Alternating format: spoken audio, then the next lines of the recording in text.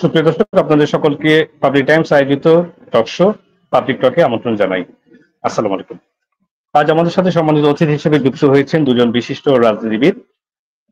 তাদের সাথে আমরা পরিচয় করে দিচ্ছি। তার আগে সুপ্রিয় দর্শক একটি কথা বলে রাখছি, সেটি হচ্ছে যে আমরা আসলে মূলত নানা ধরনের রাজনৈতিক অস্থিরতার মধ্য দিয়ে অতিবাহিত হচ্ছি। আহ, সমসাময়িক যে বিষয়গুলো রয়েছে, রাজনীতি, নির্বাচন এবং বিভিন্ন ধরনের যে অস্থিরতা, এই সবকিছু মিলিয়ে মূলত আজকে আমরা আলোচনা করব। তো সুপ্রিয় দর্শক, আমরা পরিচয় করে দিচ্ছি আমাদের সাথে সম্মানিত অতিথিবৃন্দের। আহ, আমাদের সাথে যুক্ত হয়েছেন একজন বিশিষ্ট এবং বর্ষিয়ান রাজনীতিবিদ, ডক্টর মোশতাক হোসেন, বাংলাদেশ জাসদের স্থায়ী কমিটির সদস্য এবং সাবেক জিএস ডাকসু। এবং আমাদের সাথে যুক্ত আছেন জনাব ওয়াজুদ ভুইয়া, সাবেক সাংসদ ও চেয়ারম্যান পার্বত্য চট্টগ্রাম উন্নয়ন বোর্ড, বাংলাদেশ জাতীয়তাবাদী দল বিএনপির কর্মসংস্থান বিষয়ক সহ সম্পাদক। আমি প্রথমেই জনাব ডক্টর মোশতাক হোসেন আপনার কাছে আসি। সেটি হচ্ছে যে একটি বিষয় আমরা ইতিমধ্যেই সবাই অবগত হয়েছি যে 29 আগস্ট একটি ঘটনা ঘটেছে। গণ অধিকার পরিষদের যিনি দলের প্রধান ভিপি নূর নামে, যাকে আমরা আসলে চিনি, তো জাতীয় পার্টির কার্যালয়ের সামনে একটি অস্থিতিশীল পরিস্থিতির সৃষ্টি হয়েছিল, একটি অপ্রীতিকর পরিস্থিতির সৃষ্টি হয়েছিল এবং সেখানে পরবর্তীতে আইন শৃঙ্খলা বাহিনী তাকে লাঠিচার্জ করে এবং এখন তিনি অসুস্থ হয়ে আইসিইউতে ভর্তি আছেন। তো এই যে বিষয়টি আসলে ঘটেছে, হঠাৎ করে রাজনৈতিক অস্থিরতা আবারও চাঙা দিয়ে উঠেছে। নির্বাচনের রূপরেখা প্রণয়ন করা হয়েছে একটি মোটামুটি কিছুদিন আগে, এর মাঝে আবার এই ধরনের রাজনৈতিক অস্থিরতা, বিষয়টিকে আপনি কিভাবে দেখছেন? এটি কি কোন রকমের অশুভ ইঙ্গিত হিসেবে আপনি দেখছেন একজন বর্ষিয়ান রাজনীতিবিদ হিসেবে? জি, ধন্যবাদ। এই ঘটনাটা খুবই দুঃখজনক, আশঙ্কাজনক, উদ্বেগজনক। দুটো অংশ আছে। একটা হচ্ছে যে ঘটনা যাই হোক না কেন, আইন শৃঙ্খলা বাহিনী, সেনাবাহিনী, পুলিশ, তারা সেখানে দায়িত্বে নিয়োজিত ছিল। নূর কিন্তু সেখানে যে ভিডিওগুলো দেখা যায়, সে কিন্তু হঠাৎ করে সেখানে এসে উপস্থিত হয়নি। সেখানে একটা প্রেস ব্রিফিং হবে তাদের কার্যালয়ের সামনে, জাতীয় পার্টির কার্যালয়ের বিপরীত দিকেই তাদের সে কার্যালয়ের অবস্থান। সেটা এসছে, সবাই দেখেছে। তো সেখান থেকে কোনো ইটপাটকেল ছোড়া হয়েছে বলেও ভিডিওতে আমরা লক্ষ্য করিনি। সেখানে আমার মনে হয় যে অনেকটা আকস্মিকভাবেই, হ্যাঁ, উত্তেজনা ছিল, একে অপরের প্রতি যুদ্ধংদেহী মনোভাব দিকে তেড়ে যাওয়া বা ইত্যাদি।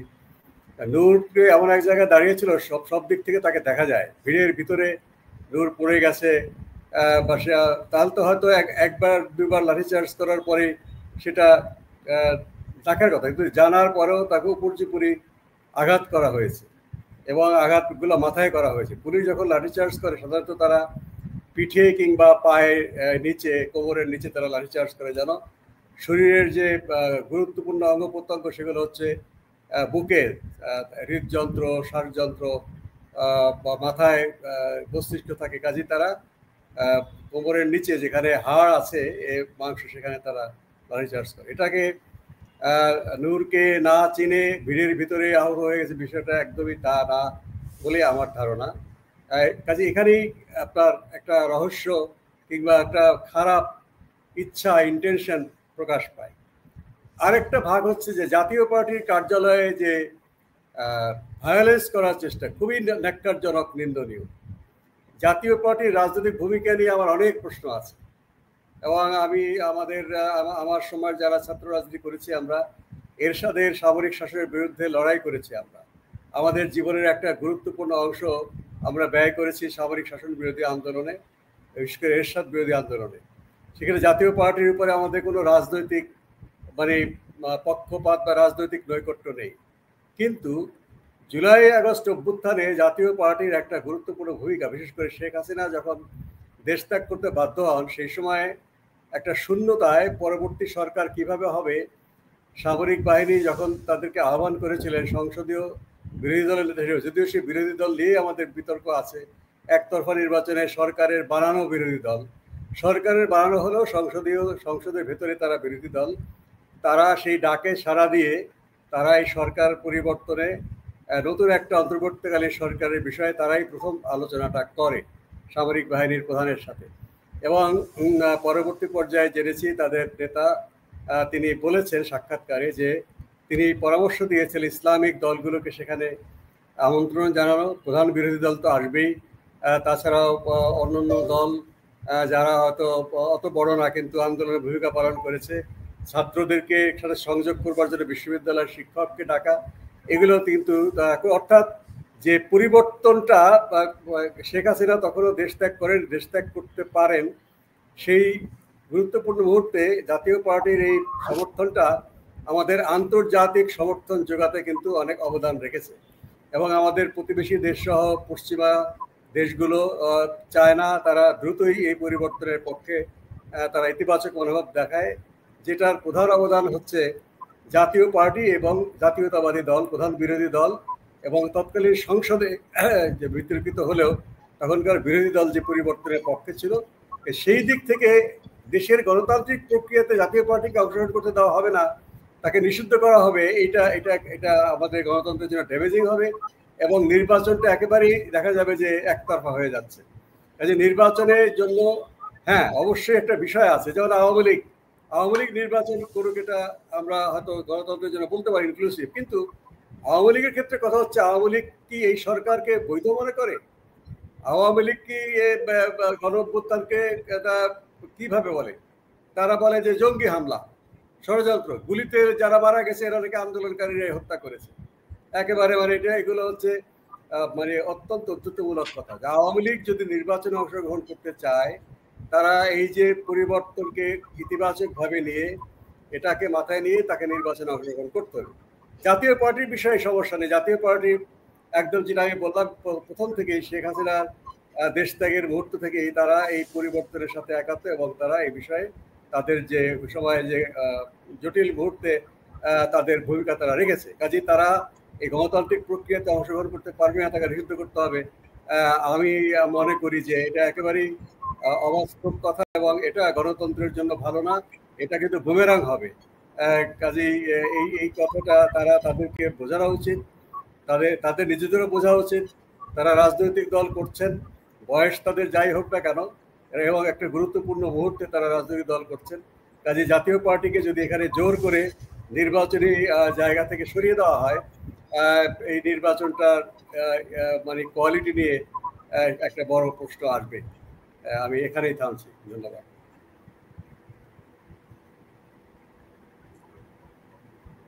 জি জনাব মুশতাক হোসেন, আমি একটি সাথে সম্পর্ক বিষয় জানতে চাই, সেটি হচ্ছে জাতীয় পার্টি তো গত 16 বছর আওয়ামী লীগের সরকারের সময় বিরোধী দল হিসেবে, প্রধান বিরোধী দল হিসেবে সংসদে ভূমিকা রেখেছে বা নির্বাচনকে বৈধতা দিয়ে এসেছে।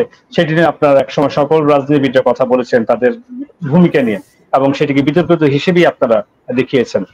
তো সেই জায়গা থেকে এখন হঠাৎ করে জাতীয় পার্টি কি কোনোভাবে আপনার কাছে মনে হয় যে সেটি একটি গ্রহণযোগ্য জায়গায় তারা পৌঁছে গেছে, যে কারণে তাদেরকে দিয়ে নির্বাচন হওয়া উচিত এবং তাদের ব্যাপারে একটু উদার মনোভাব দেখানো উচিত?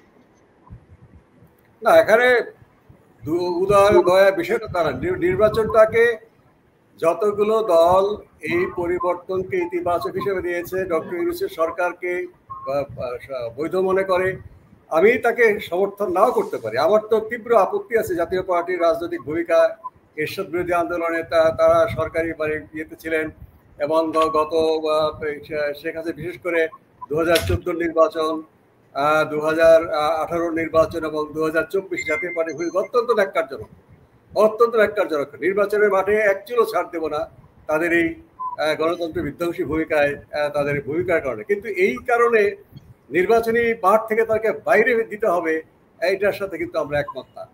অবশ্যই তার বিরুদ্ধে আমাদের রাজনৈতিক বক্তব্য থাকবে, কিন্তু নির্বাচনে যতগুলো শক্তি সম্ভব যারা এই জুলাই আগস্ট অভ্যুত্থানের কে স্বীকৃতি দিয়েছেন তাদের সবাইকে নিয়েই আমাদের নির্বাচনটা করতে হবে, আমার মতাদর্শের সঙ্গে মিলুক কিংবা নাই মিলুক। ধন্যবাদ।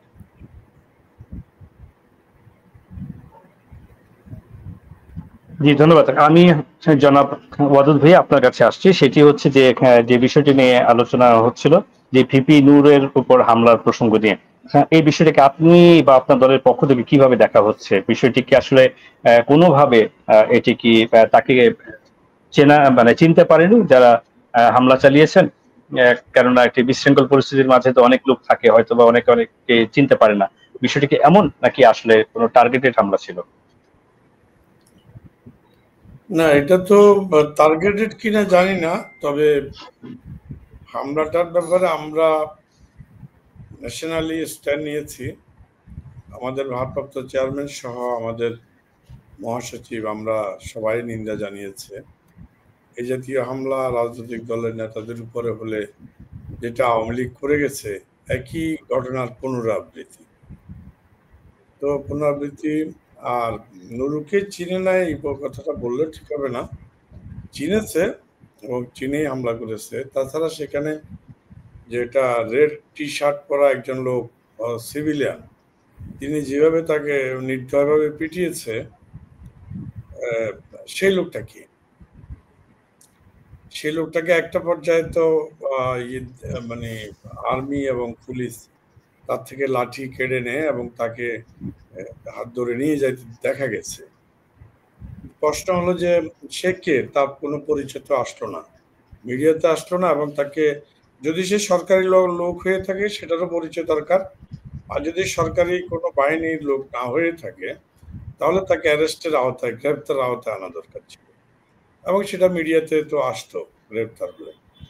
জনমন এখন প্রশ্ন দেখা দিয়েছে সেনাবাহিনী অথবা পুলিশ নিরাপত্তার স্বার্থে, আইন শৃঙ্খলা রক্ষার্থে করেছে, করতে গিয়ে কম বেশি হয়েছে, কিন্তু এই যে সিভিলিয়ান এই ভদ্রলোককে, এই ব্যাপারে একটা স্টেটমেন্ট আসা দরকার ছিল। তো প্রথমে বলছি, ওর এই ব্যাপারে আমরা নিন্দা জানাচ্ছি, যেহেতু তাকে একটা রাজনৈতিক দল গণতান্ত্রিক উপায়ে যে কেউ যে কোনো কিছু করতে পারে, বিশৃঙ্খলা না করলেই হলো, আইন হাতে তুলে না নিলেই হলো। কিন্তু যখন তাকে হামলা করা হয় ততক্ষণ পর্যন্ত আমি যতটুকু খেয়াল করেছি, আমার তো সে মনে হয় না যে আইন হাতে তুলে নিয়েছিল তারা, এরকমটা আমার কাছে মনে হয়নি বা আমি দেখিনি। যাই হোক, আমরা নিন্দা জানাই এই ঘটনা। জি, ধন্যবাদ। আমি একটু নির্বাচন প্রসঙ্গে আসবো। সেটি হচ্ছে যে নির্বাচনের রূপরেখা একটি প্রণয়ন করা হয়েছে, একটি রোডম্যাপ এসেছে। এই বিষয়টি আসার পর হঠাৎ করে এই ধরনের আরেকটি রাজনৈতিক অস্থিরতামূলক ঘটনা সংঘটিত হয়েছে। তো আপনার কাছে জনাব মদুদ ভাই, আপনি এবং আপনার দলের পক্ষ থেকে বা আপনাদের দলের চিন্তা চেতনা কি নির্বাচনকে ঘিরে, এই যে রোডম্যাপ যেটি হয়েছে সেটি নিয়ে আপনারা কতটা সন্তুষ্ট? এক। আর দ্বিতীয় হচ্ছে যে এই রোডম্যাপটি প্রকাশিত হওয়ার পর কিন্তু একটি কথা এসেছে যে জামায়াতের পক্ষ থেকে বলা হয়েছে এটি অপরিপক্ক এবং আংশিক ও কিছুটা বিভ্রান্তিমূলক। আর এনসিবির পক্ষ থেকে বলা হয়েছে জুলাই সনদের আগে এই রোডম্যাপ প্রতিশ্রুতি ভঙ্গের শামিল, কেননা সেখানে সংস্কার এবং একই সাথে যে গণপরিষদ নির্বাচন ইত্যাদি নানা বিষয় তারা উল্লেখ করেছে, সেগুলো বিচারের বিষয়টি এসেছে। এগুলো যদি না আসে, না সমাধান হয়, তাহলে সেই ক্ষেত্রে নির্বাচন আসলে এই মুহূর্তে এত তাড়াহুড়ো করে একটি রোডম্যাপ দেয়া। তো বিষয়টিকে আপনারা কিভাবে দেখছেন? এখানে তাড়াহুড়ো করে রোডম্যাপ দেওয়ার কিছু তো আমি দেখছি না। এটা তো বেশ কিছুদিন আগ থেকেই আপনার আমাদের দাবি ডিসেম্বর, সেনাবাহিনীর দাবি ডিসেম্বর, তারপরে জামাত ইসলামের দাবি ছিল রমজানের আগে। তো ঠিকই তো রমজানের আগেই তো হলো, তাহলে এখানে হঠাৎ করে রোডম্যাপ তো আসেনি। এবং প্রফেসর ইউনূস সাহেব তো বলেছেন, তিনি দুইবার বা তিনবার বলেছেন, বা ওনার পক্ষে অন্যান্য অ্যাডভাইজার এবং ওনার প্রেস সেক্রেটারি আরো দুইবার বলেছেন যে ফেব্রুয়ারির মধ্যেই নির্বাচন অনুষ্ঠিত হবে। এবং বিএনপি চেয়ারম্যানের সাথে লন্ডনে যে বৈঠক হয়, সেই লন্ডন বৈঠকে তো কিন্তু ডক্টর ইউনূস এবং বিএনপির পক্ষ থেকে দুইজন দিয়েছেন, যৌথ বিবৃতি দিয়েছেন যে ফেব্রুয়ারির মধ্যে ইলেকশন হবে। তো এই সকল এত কিছুর পরেও গত 15-20 দিন আগেও কিন্তু প্রফেসর ইউনূস সাহেব, প্রধান উপদেষ্টা বা বর্তমান, কিছুদিন আগেও, অর্থাৎ এক সপ্তাহ, এই রোডম্যাপ ঘোষণার 1 সপ্তাহ 10 দিন আগেও তিনি অথবা সরকারের পক্ষ থেকে বলা হয়েছে যে সহসা রোডম্যাপ দেওয়া হবে এবং ফেব্রুয়ারির মধ্যেই নির্বাচন হবে এবং দেশের পরিবেশ পরিস্থিতি নির্বাচনের অনুকূলে আছে। এমনি একটি বক্তব্যের পর এত এত এত কথার পরে তাহলে কি করে হঠাৎ করে রোডম্যাপ হলো, আর রোড ম্যাপটার মধ্যে এমন কি বৈচিত্র্য আছে, রোড ম্যাপ তো এখানে এমন বেসিক মানে বেশি কিছু না।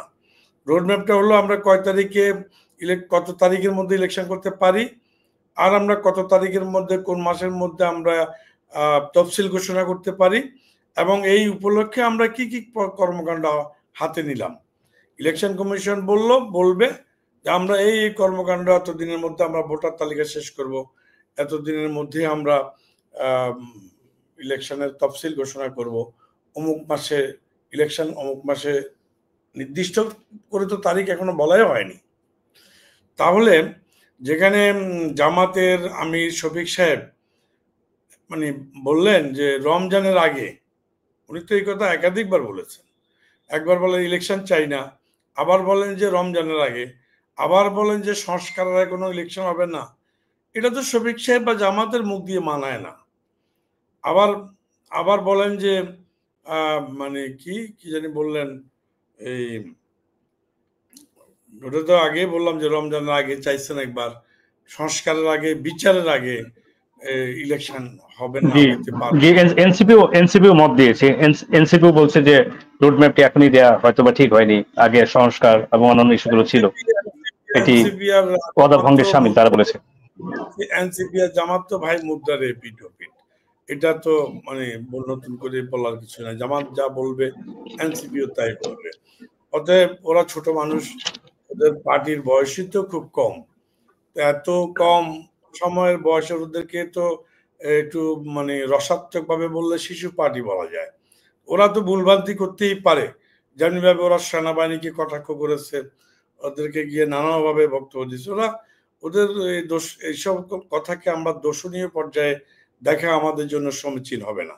যারা আমরা বড় দল, প্রবীণ দল এবং সিনিয়র রাজনীতিবিদ, তাদের জন্য এগুলো দর্শনীয় দ্বারা ঠিক হবে না। কিন্তু জামাত ইসলামের মতো একটা দল, যেটা সেই আওয়ামী লীগের আগে যে দলের জন্ম, সেই দল ভারতীয় সাবকন্টিনেন্টে কোনো একটি আসন পায় নাই, কোনোদিন সরকার গঠন করতে পারে নাই।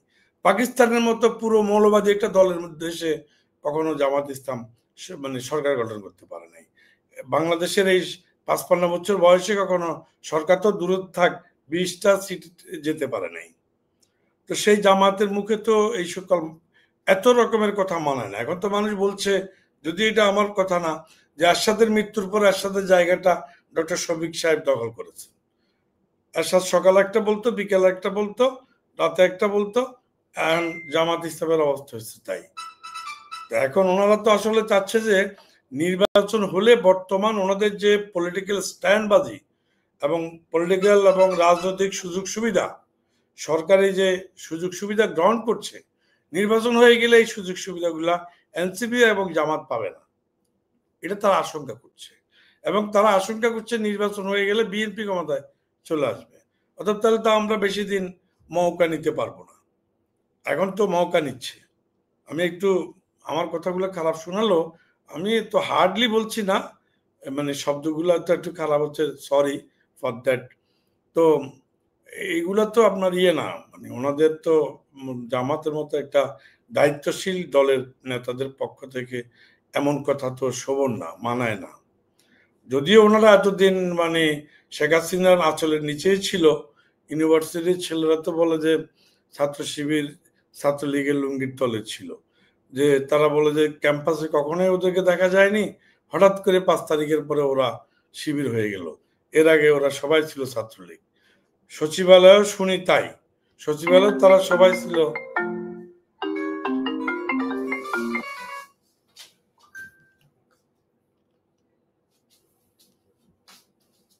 এই কলের জন্য হলো নাকি এটা?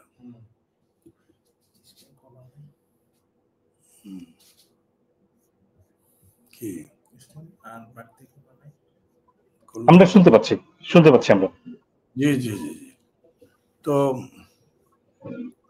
এখন একটু নেট যাই হোক, যেটা বললাম, এটা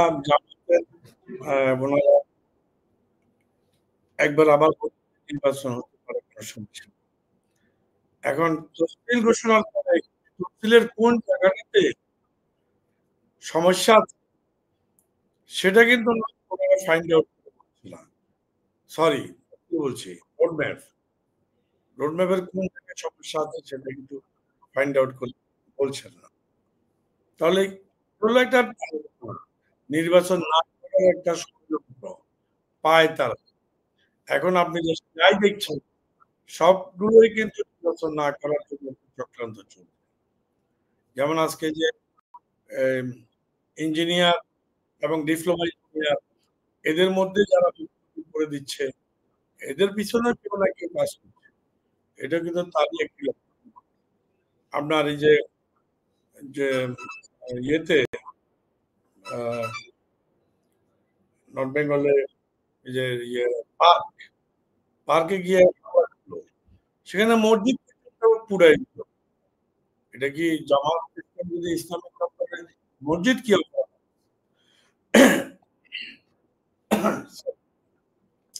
পার্ক না হলে এখানে কোনো অন্যায় হলেও মানুষের বিনোদন তো আমরা কেড়ে নিতে পারি না।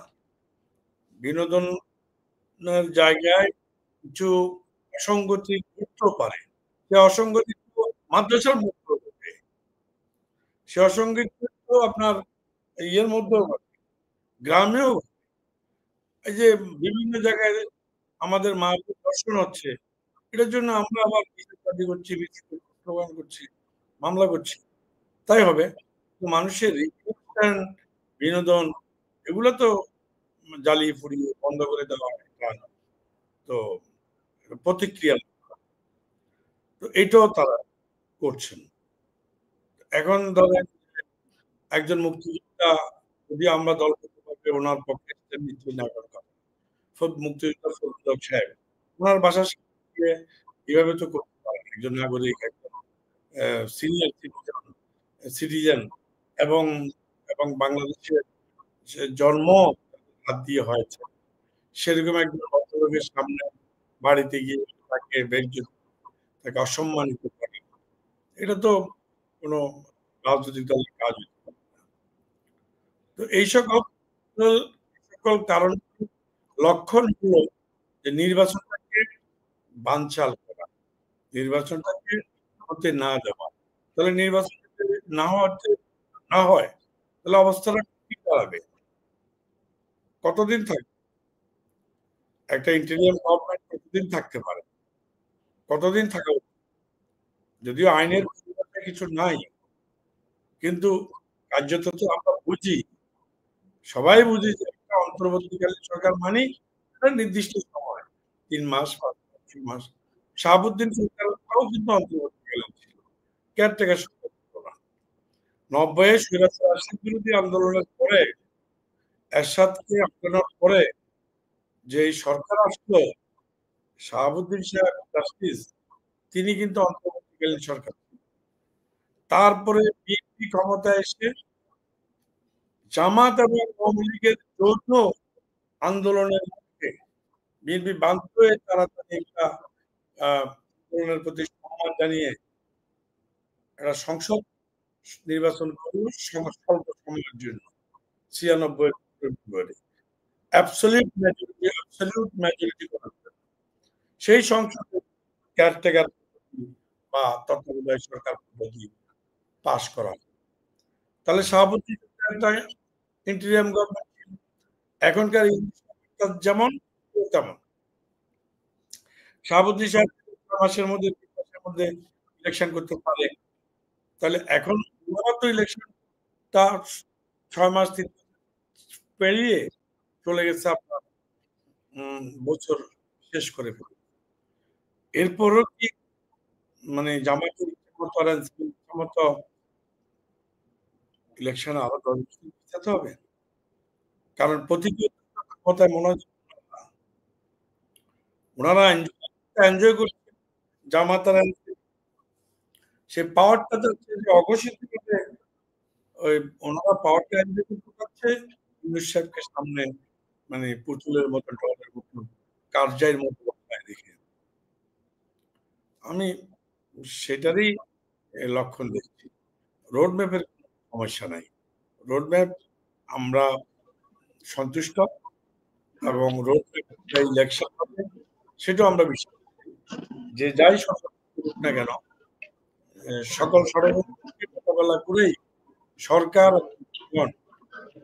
ফেব্রুয়ারিতে করবে, এটা আমরা আশা।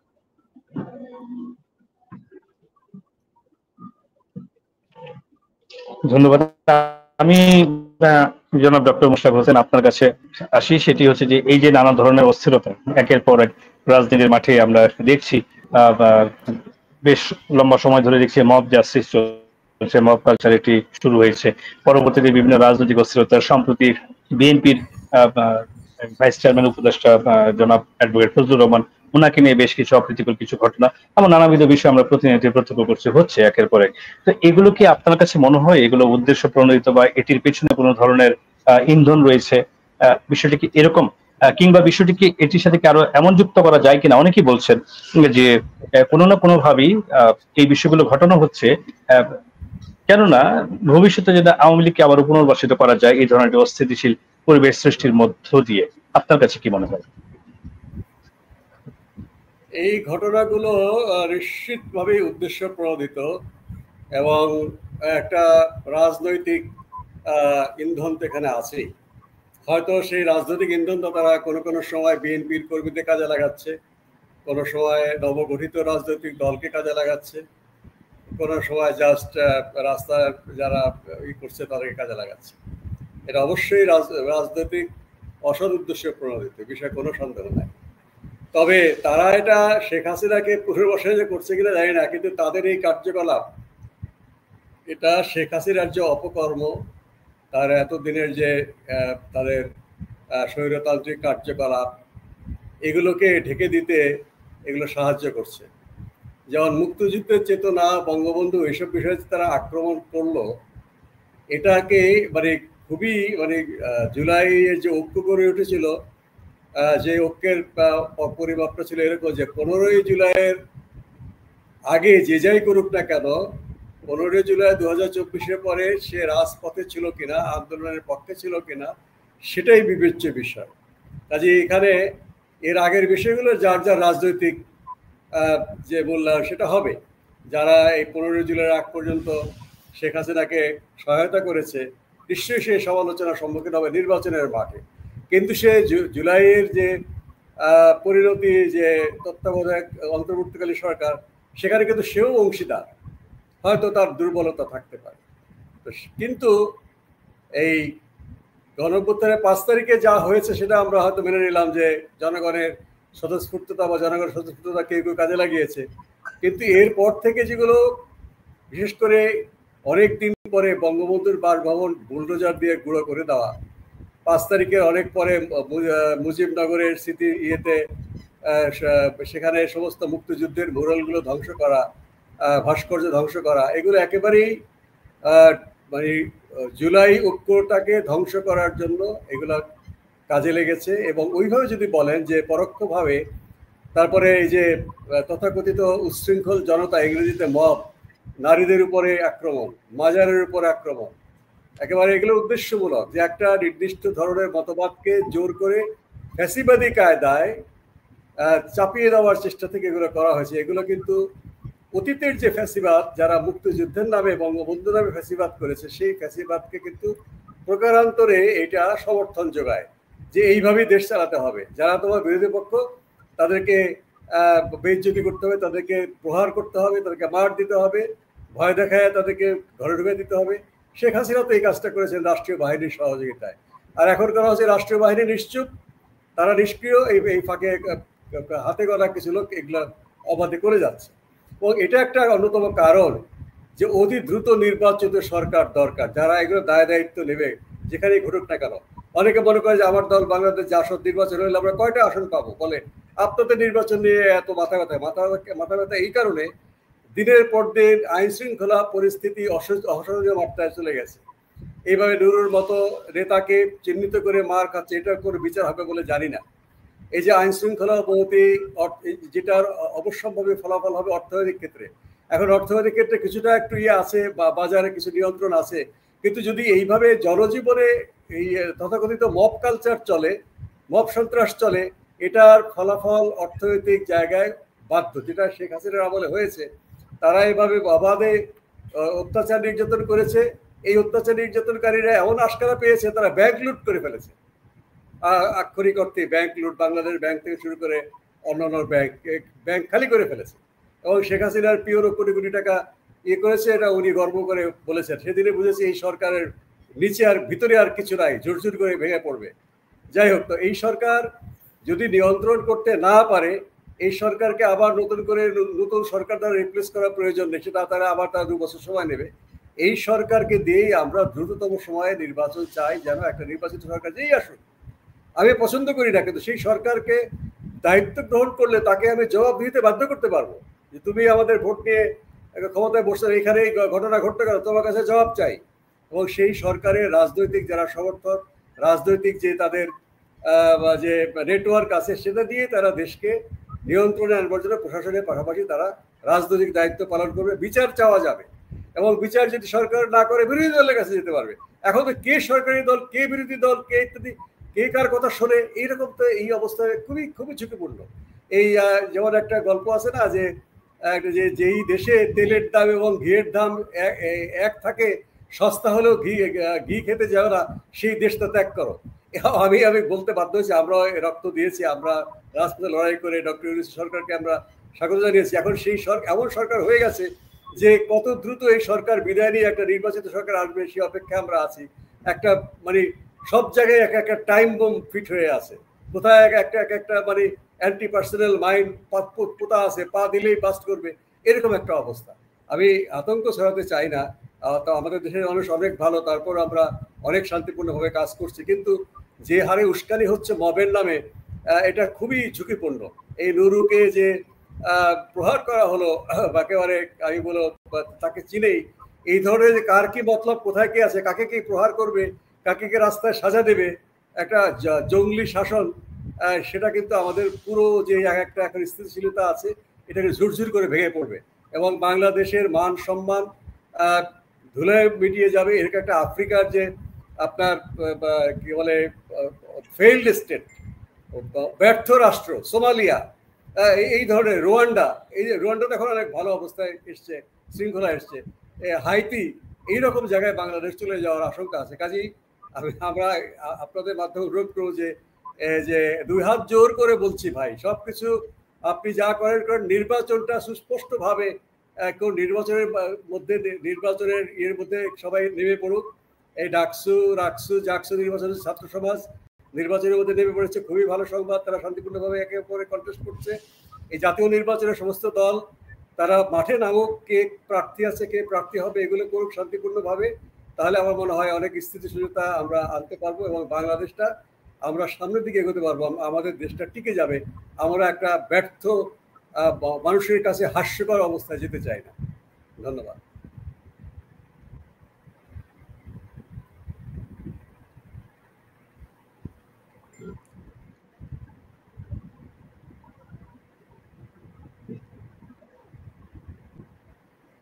ধন্যবাদ। আমি জনাব ওয়াদুদ ভাই আপনার কাছে আসি। সেটি হচ্ছে একটি বিষয় নিয়ে প্রায় কথা হচ্ছে, এটি নিয়ে অনেকেই বলছেন বা অনেকেই মনে করছেন, এমনকি বিভিন্ন সময় সামাজিক যোগাযোগ মাধ্যম বা ইউটিউবের মাধ্যমে বা বিভিন্ন ব্লগাররা এই ধরনের কথাবার্তা বলছেন।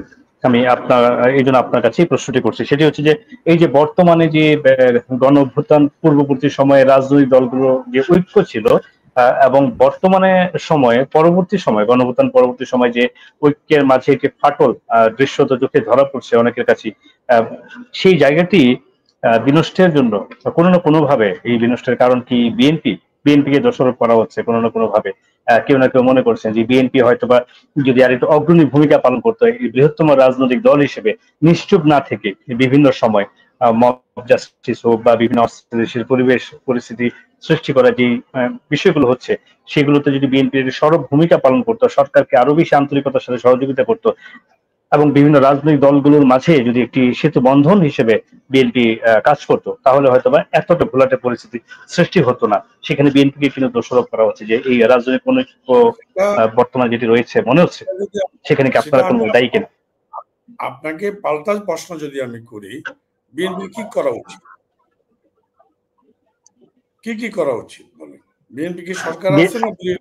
না, এটি তো এই কথা এবার আপনাকে আমি এটি বৃহত্তম রাজনৈতিক দল হিসাবে আপনাকে একটু সেভ করে দিলাম, যান আপনাকে প্রশ্ন করে আমি ব্যাক করলাম।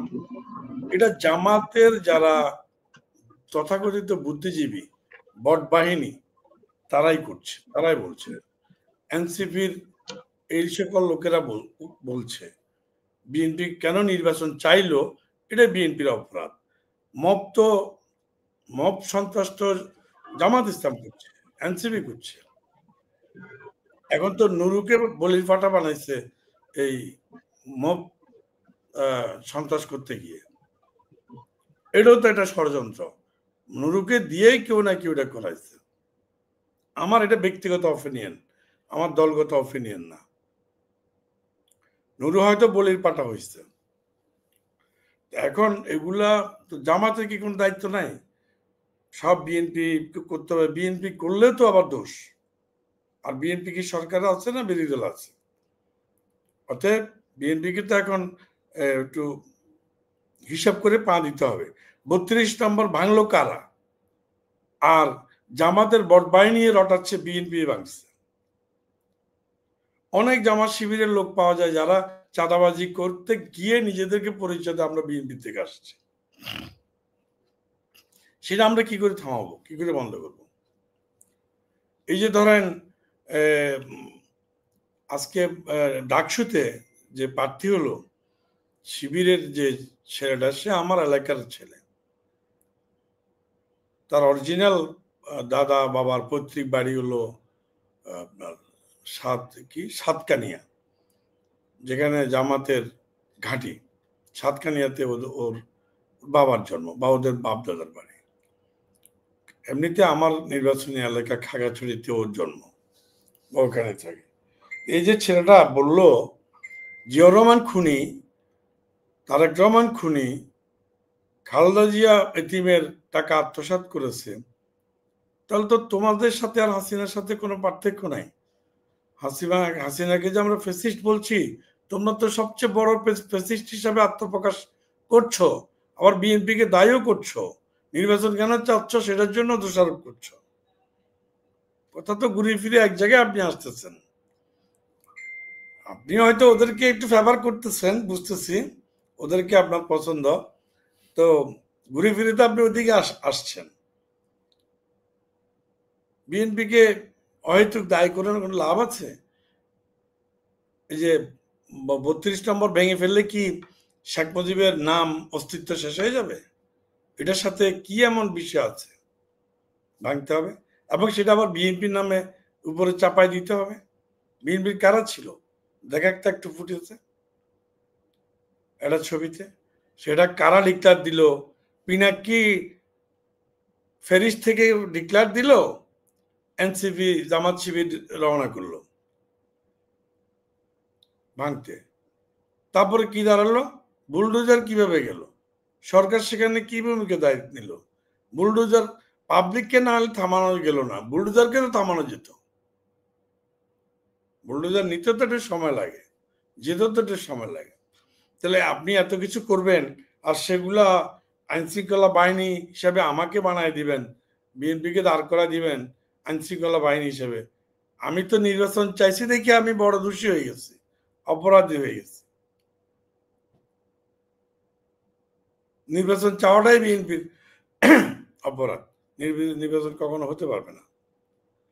দেখেন ওই যে আমার সহ আলোচক সম্মানিত ভাই বলেছেন যে ফেসিবাদ তো বিদায় করেছি সবাই মিলে, তাহলে আবার তো নতুন করে ফেসিবাদের জন্ম হচ্ছে। কিভাবে জন্ম হচ্ছে বাকিটা আমি বলি, এটা আমার মত, ওনার সাথে একমত হয়ে আমি বাকিটা আমি বলছি।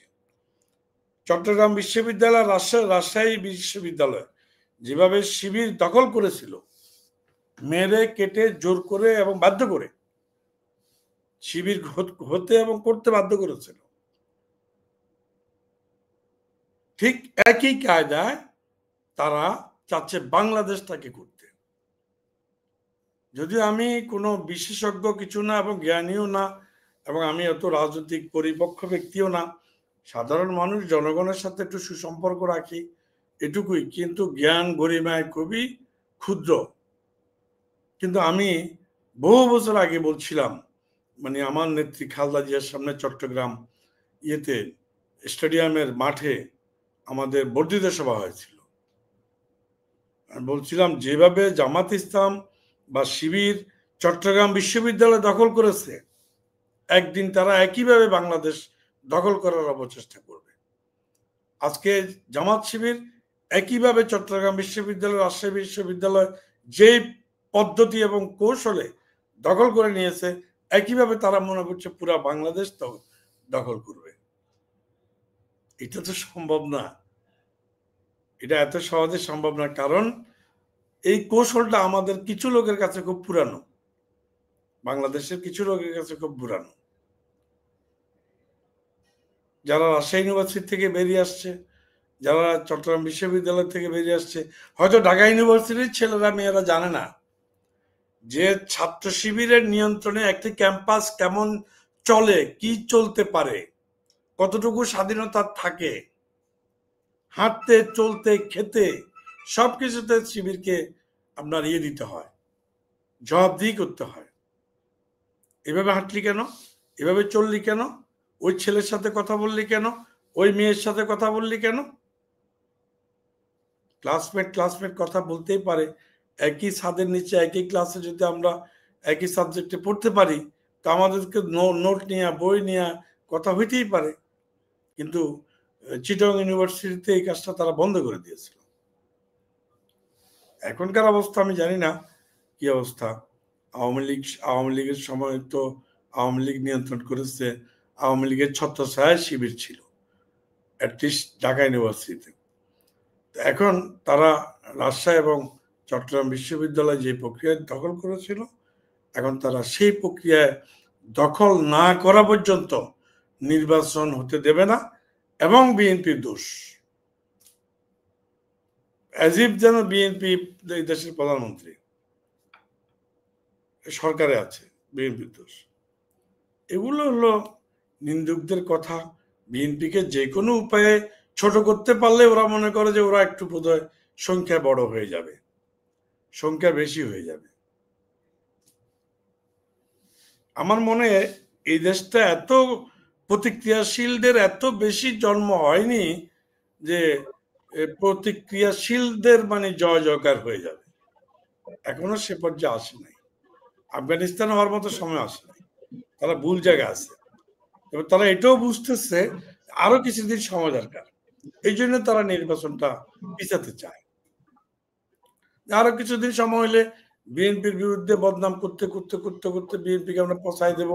আওয়ামী লীগ তো আউট হয়েছেই, এখন বিএনপিকে আউট করব, তারপরে আমরাই রাজা, আমরাই সম্রাট, সম্রাট শাহজাহান বনগা, এরকম একটা মানসিকতা তাদের মধ্যে কাজ করছে। এই জন্য বিএনপিকে ওই শ্রেণীটাই দায়ী করে। আর যে শ্রেণীটা চাঁদাবাজি বন্ধ হয়ে যাবে বিএনপি আসলে, এখন তো সচিবালয়ে বসে দিব্যি চাঁদাবাজি করছে। 5,000 কোটি 10,000 কোটি টাকার প্রজেক্টে 10% করে নিলে ইয়েতে আপনার ক্যালকুলেটরে জায়গা হবে না। ক্যালকুলেটর মেরে দেখেন, এখন তো এই ছেলেরা এটাই করছে, 10,000 কোটি টাকার প্রজেক্টে 10% করে নিয়ে যাচ্ছে।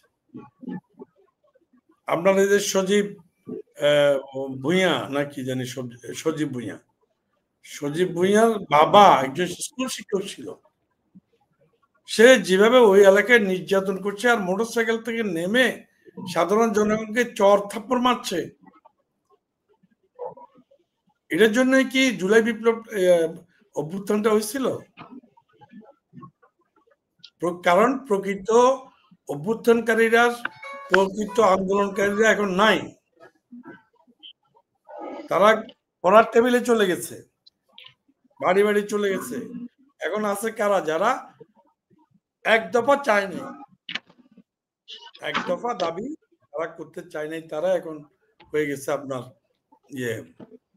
সমন্বয়ক থেকে এনসিপি।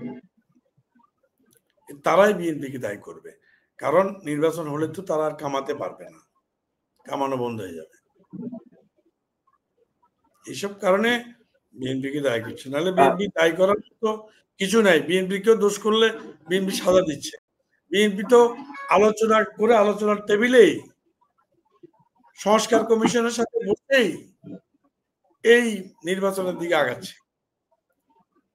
সংস্কার কমিশনের বসে টেবিলে বসে বিএনপি তো দ্বিমত করে নাই, নোট অফ ডিসেন্ট দিয়েছে। নোটের সাথে যেহেতু ডিসেন্ট শব্দটা আছে, এটা কিন্তু খারাপ কিছু না। নোট অফ ডিসেন্ট দিতে পারে, যে কেউ দিতে পারে, ভদ্রতার সহিত দিয়েছে। তো আবার তো আমরা ঐক্যমতে এসেছি, কম বেশি সবাই তো এক জায়গায় এসেছে। এক জায়গায় না আসলে ঐক্য কমিশন কি করে সন্তুষ্ট হলো, সরকার কি করে সন্তুষ্ট হলো? আমরা নিশ্চয়ই সব দল একটা ঐক্যমতে এসেছি এবং নির্বাচনের জন্য আমরা এগিয়ে গেছি, যার কারণে মানে আপনার রোডম্যাপ ঘোষণা করছে। তো বিএনপির এখানে দায়টা কোথায়? বিএনপি তো অনেক কিছু ছাড় দিয়েছে। বিএনপি ডিসেম্বরের মধ্যে নির্বাচন চাইছে, সেখানে ডিসেম্বর থেকে ফেব্রুয়ারিতে চলে আসছে। যদি বলতো আপনার জুনে, সম্ভবত, যদিও ওয়েদারের কারণে, পরীক্ষা, ছাত্রদের এসব কারণে সরকারের পক্ষে সম্ভব না জুনে যাওয়া, কথার কথা, তাহলে কিন্তু বিএনপি সহযোগিতা করত, অসহযোগিতা করত না। আমাদের পরিবেশগত প্রতিকূলতা, শিক্ষার্থীদের পরীক্ষা, তারপরে হলো আপনার বৃষ্টি বাদল, সবকিছু মিলিয়ে ঝড় তুফান বন্যা, সবকিছু মিলে তো ফেব্রুয়ারির পর আর সম্ভব না।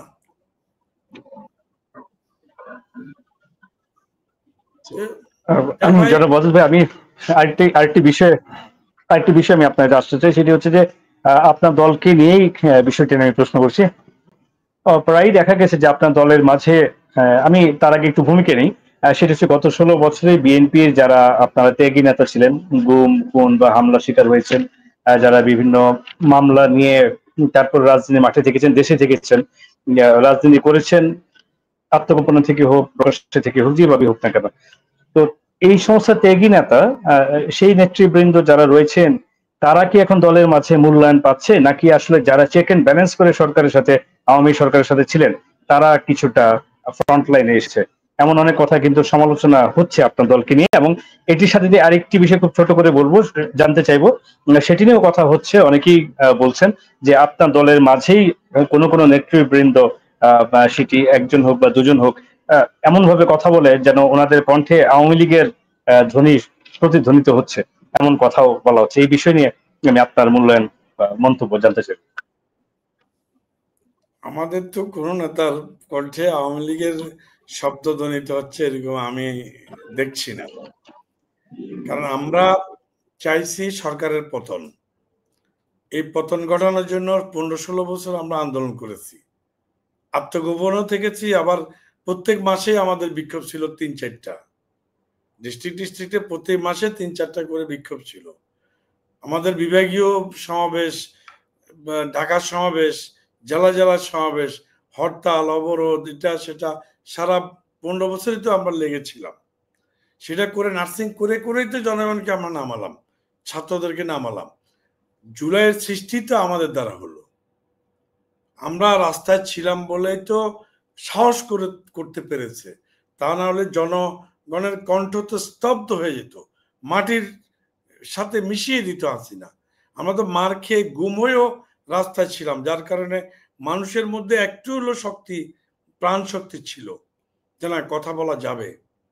যার জন্য তো ছাত্র জনতা, মানে পেশাজীবী, কর্মজীবী, শ্রমজীবী রাস্তায়, নারী পুরুষ শিশু নির্বিশেষে নেমে আসছে। যার জন্য আপনার ছাত্রদলের ছেলেই তো মারা গেছে 457, মানে 457 জন, একটু কম বেশ হতে পারে ভুল হলো। শিশুই মারা গেছে 50+। শ্রমিক এবং যারা সাধারণত খুব নিম্নমানের, মানে শ্রম দিয়ে নিজের জীবন বাঁচায়, পেট বাঁচায়, তারাই তো কয়েকশো মারা গেছে। তারপর আছে সবজি বিক্রি করে এই টাইপের কিছু ক্ষুদ্র ব্যবসায়ী, এই অংশ অনেক বড় একটা শ্রেণী মারা গেছে। এই সকল মানুষের আত্মত্যাগ কি আমরা ভুলতে পারবো? আমরা কি আমাদের ইলিয়াস আলীর কথা ভুলে যাব? এই জন্য কি আমরা ওটাকে ধরে এখন বসে থাকলে হবে? আমরা তো মনে করি শেখ হাসিনা শেষ, কিন্তু যারা নির্বাচন পেছানোর জন্য বলছে, যারা রোড ম্যাপকে মানে মানে মানছে না, রোড ম্যাপকে অপছন্দনীয় বলছে, তারা পক্ষান্তরে, তারা ভাবছে না, তারা বুঝতেছে না, পক্ষান্তরে কিন্তু শেখ হাসিনাকে আসার সুযোগ করে দিচ্ছে। আওয়ামী লীগকে আবার পুনরায় মাঠে আসার সুযোগ তারা করে দিচ্ছে। বিএনপির কোনো নেতা আওয়ামী লীগের শুরু কথা বলছে না। যারা এখন এসব তালবাহানা করছে, তারা কিন্তু আওয়ামী লীগকে আসার একটা স্কোপ সৃষ্টি করে দিচ্ছে। এটা কিন্তু তারা বুঝতে পারছে না। কেন গোপালগঞ্জে গিয়ে যে পিটুনিটা খেলো, সেটা তো তারা টের পাচ্ছে না। সেনাবাহিনী যদি মাথায় চাপ দিয়ে দিয়ে যদি বাক্সের মধ্যে না ঢুকাতো, তাহলে তো জীবন নিয়ে আসতে পারতো না। এর থেকে শিক্ষা নেওয়া উচিত যে আর সময় নিলে আওয়ামী লীগ চলে আসবে। আওয়ামী লীগ চলে আসলে কারো রেয়াই হবে না। অতএব আমরা আওয়ামী লীগের ভাষায় কথা বলার সময় আমাদের নাই, আওয়ামী লীগকে নিয়ে কথা ঘাটাঘাটিরও আমাদের সময় এবং প্রয়োজন নাই। কারণ সেটা আমরা আমাদের বক্তব্যে, সেমিনারে যেখানে বলার সেটা বলবো, হৃদয়ে রাখবো, কিন্তু ওটাকে নিয়ে পড়েই থাকতে হবে। আর যারা এতদিন আওয়ামী লীগের লুঙ্গির তলে ছিল আর শেখ হাসিনা আসলের তলে ছিল, তারা কোন সুরে কথা বলছিল এতদিন? ঢাকা বিশ্ববিদ্যালয়ের বিপি যে ছেলেটা, এ তো 4 তারিখেও জয় বাংলা বঙ্গবন্ধু স্লোগান দিয়েছে। 4 তারিখে, 5 তারিখের পরে 6 তারিখে সে শিবিরের সভাপতি হয়, সেক্রেটারি হয়। ওই দুজনই একই অবস্থা। এখন আমাদের মধ্যে প্রথমত কোনো লোকে আওয়ামী লীগের সুরে কথা বলছে না। আপনার 2টা প্রশ্ন ছিল। আরেকটা হলো আমাদের মধ্যে যারা ত্যাগী, মূল্যায়ন পাচ্ছে না। মূল্যায়ন বলতে কোন অর্থে মূল্যায়ন আমি জানি না, আপনি ওভাবে ব্যাখ্যা করেন নাই। আমরা তো কোনো সরকারে আসি নাই। 1 2 নম্বর হলো মূল্যায়ন অনেকেই বলছে যে মূল্যায়ন দলের মাঝেই মূল্যায়ন, দলের কর্মসূচিতেই, বিশেষ করে আপনারা যারা ত্যাগী নেতৃবৃন্দ ছিলেন এবং জি, যার মূল্যায়ন ঠিক আছে। এত বড় একটি দল, একটি বিশাল দল, কম বেশি তো হবেই। সবাইকে তো সমানভাবে মূল্যায়ন করা, মূল্যায়ন বলতে তাদের কাঙ্ক্ষিত চাওয়া দেওয়া যাবে না।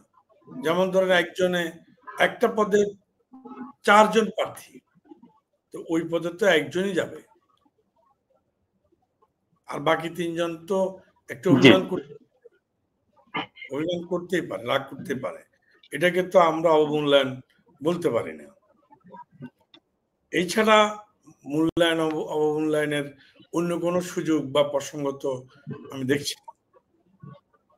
আমরা সবাই সাথে সুসম্পর্ক বজায় রেখে সম্ভব আমাদের কার্যক্রম আমরা চালিয়ে যাচ্ছি। সেটা এখানে জামাত এনসিবির বিষয়ে যাই বলি না কেন, তাদের সাথেও আমরা সুসম্পর্ক বজায় রেখে আমরা কাজ করার চেষ্টা করছি। আমরা সরকারকেও সর্বাত্মকভাবে সহযোগিতা এবং মূল্যায়ন করে আসছি। ধন্যবাদ। আমি জনাব ডক্টর মোশতাক হোসেন আপনার কাছে আসি।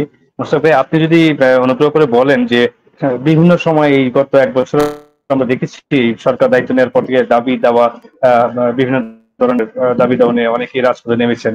কখনো বিশ্ববিদ্যালয়, কখনো পলিটেকনিক ইনস্টিটিউট, বা এখনো যেমন চলছে, এমন নানা ধরনের দাবি দেওয়া নিয়ে রাজপথে নামা হয়েছে। তো আসলে সরকারকে যেন প্রপারলি ফাংশন না করতে দেওয়া হয়, বিষয়টি কি এই কারণের জন্য, নাকি নয়তো এত বছর ধরে এই দাবি দেওয়া নিয়ে তো কেউ কোনো মুখ খুলেনি বা কথা বলেনি? এটি নিয়েও কিন্তু অনেক ধরনের কথা চলছে, সমালোচনাও হয়েছে। যে সরকারকে ফাংশন করতে দেওয়া হচ্ছে না, সেই ক্ষেত্রে আপনারা রাজনীতিবিদ যারা রয়েছেন তাদের কি আরো কোনো জোরালো ভূমিকা রাখার জায়গা ছিল কিনা স্থিতিশীল একটি পরিস্থিতি বজায় রাখার জন্য? ধন্যবাদ। আমরা প্রায় 1 ঘন্টার বেশি আমি এটা বলেই বিদায় নেব। ওদের ভাইকে আগাম শুভেচ্ছা দিয়ে যাচ্ছি। দাবি দেওয়া, দেখুন দাবি দেওয়া তো অনেক জমা ছিল। তারা আগের সরকারের সময় চেষ্টা করেছে, সরকারি দল তাদের সমর্থকরা সমস্ত আন্দোলনগুলোকে স্যাবোটেজ করেছে, হয় ভেতর থেকে ভাঙন ধরিয়ে অথবা মানে নির্যাতন করে। ফলে এখন একটা মুক্ত পরিবেশে যখন সেই তাণ্ডব লীলার শক্তিকা পালিয়ে গেছে, তারা দাবি দেওয়াগুলো, এই দাবি দেওয়াগুলো আছে ছিল, এটা এই জন্য একটা এসছে এই দাবি দেওয়াগুলো। আরেকটা ভয় আছে যে আগামীতে যদি যারাই নির্বাচিত হোক ক্ষমতায়, তারা একই কাজ করবে, ওর একটা আশঙ্কা আছে, যা সত্য মিথ্যা সেটা পরে প্রমাণ হবে।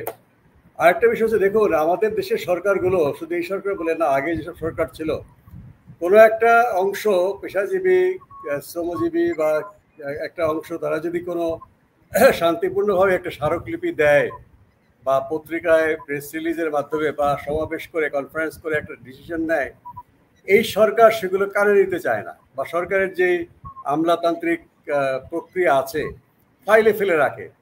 কখন তারা কানে নেয়? যখন শাহবাগ বন্ধ করা হয়, অথবা বিশাল একটা গন্ডগোল তৈরি করে ট্রাফিক বন্ধ হয়ে যায়, টিয়ার গ্যাসিং, লাঠিচার্জ, তখন তারা আলোচনায় বসে, তখন তারা সবকিছুই সমাধান হওয়ার দিকে যায়। এর আগে বলে আমাদের টাকা নেই, আমাদের আইন নাই, অমুক নাই, সমুক নাই।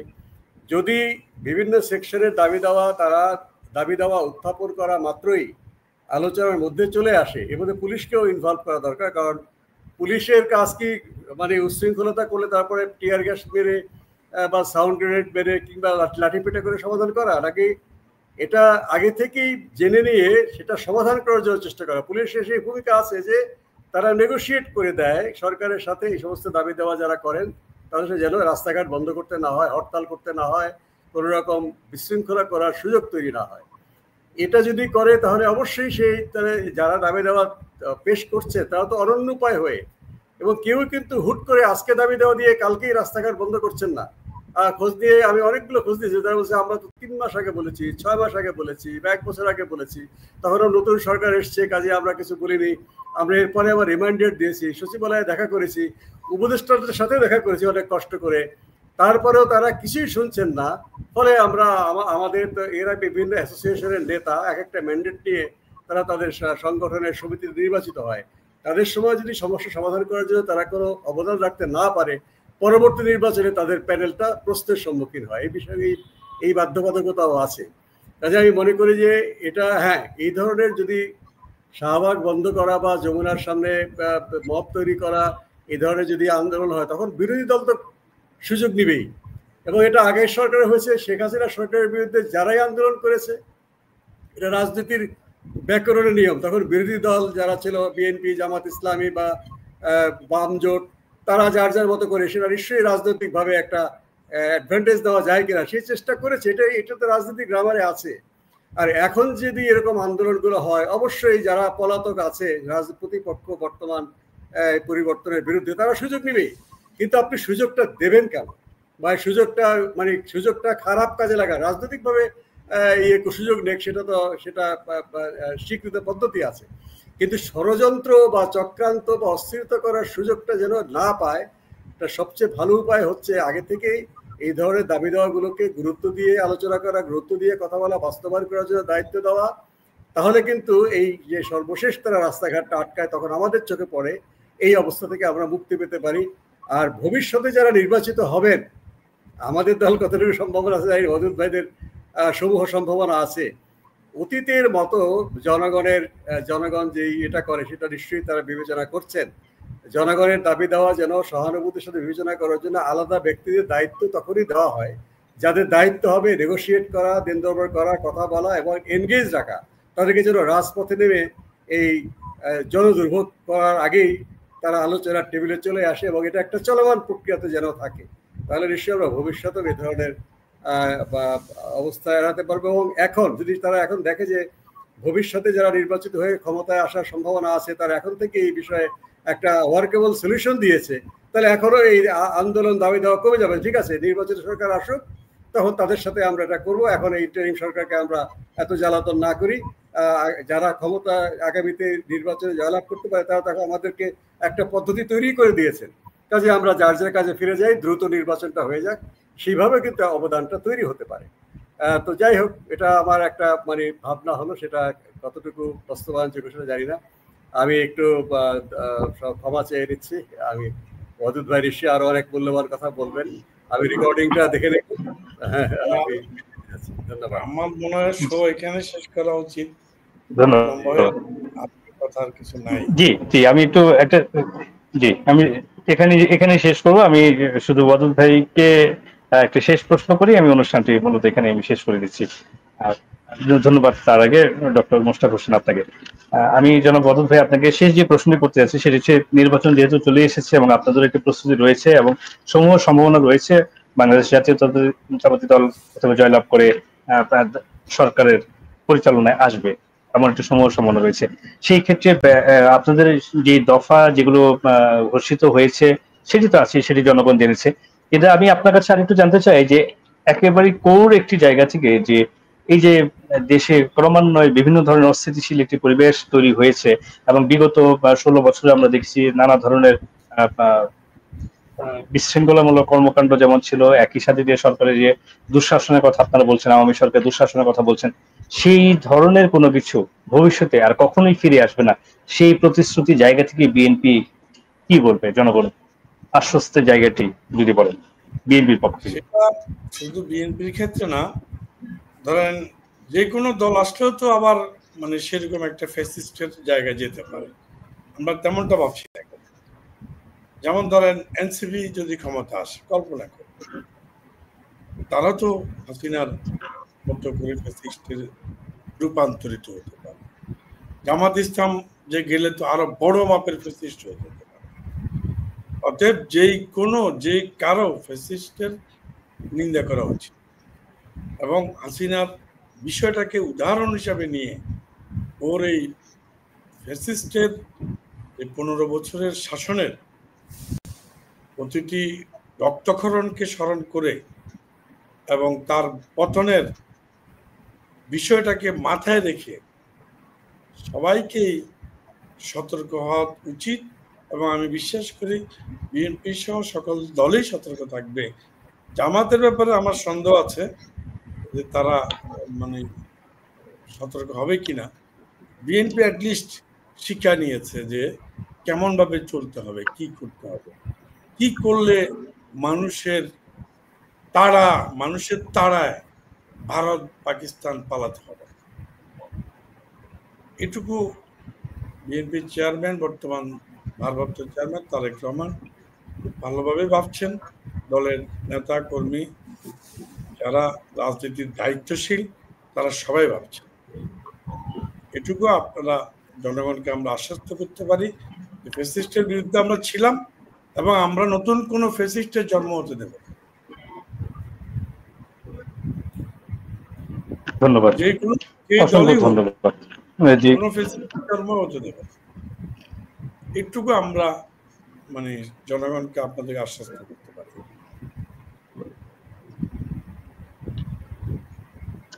জি, অসংখ্য ধন্যবাদ জনাব ওয়াদুদ ভাইয়া, সাবেক সাংসদ চেয়ারম্যান কর্মসংস্থান উন্নয়ন বোর্ড কর্মসংস্থান বিষয়ক সহসম্পাদক বিএনপি, এবং অসংখ্য ধন্যবাদ জনাব ডক্টর মোশতাক হোসেন, স্থায়ী কমিটির সদস্য বাংলাদেশ জাসদ, সাবেক জিএস ডাকসু। আপনার দুজনকে অসংখ্য ধন্যবাদ আপনাদের মূল্যবান মতামত এবং বিশ্লেষণ দর্শকদের জন্য তুলে ধরবার জন্য। আসসালামু আলাইকুম। দর্শক, আপনাদের সকলকে অসংখ্য ধন্যবাদ জানাই আমাদের সাথে এতক্ষণ যুক্ত থেকে আমাদের আলোচনা শোনার জন্য। আবারও দেখা হবে নতুন অতিথি নতুন বিষয় নিয়ে। ততক্ষণ পর্যন্ত সুস্থ থাকুন, সতর্ক থাকুন। শুভরাত্রি।